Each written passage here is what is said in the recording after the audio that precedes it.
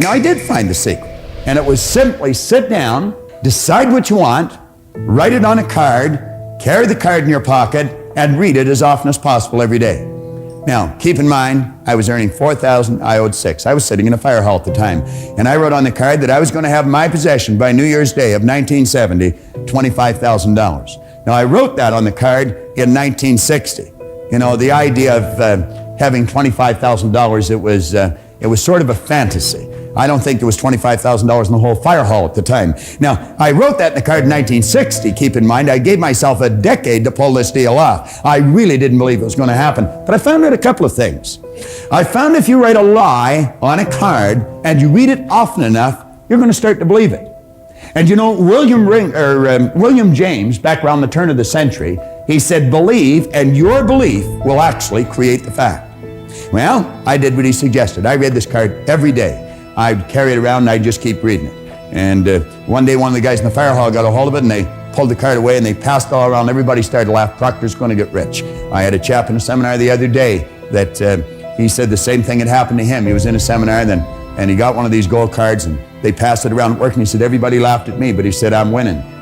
Now, I didn't read the card in front of anyone any longer, but I kept reading it. I'd go to the bathroom, and I'd sit in the toilet and lock the door, and I'd read the card. Or I'd be driving down the street, and I'd come to a traffic light, and I'd haul the card out and I'd read it. Now, something very funny happened to me. 1 year later, I was earning $175,000 a year. Now, that's an enormous change, and it went well beyond $1 million in a year. Now, that was not supposed to happen.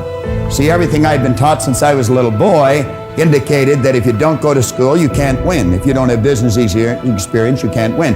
I had not gone to school. My second month in high school, they asked me to leave. I'll never forget how happy I was when they made that decision. As I look back, they were probably much happier than I was when they made that decision. But here I was, I was 16, I had very little knowledge, I had absolutely no skills, and at the very best, my attitude was poor. What chance did I have? I really didn't have any, but I didn't know that. And so I just bummed around from job to job, in and out of the Navy, in and out of factories, in and out of bars, mostly in and out of the bars, until I was 26. Here I was at 26 when Ray sat down with me.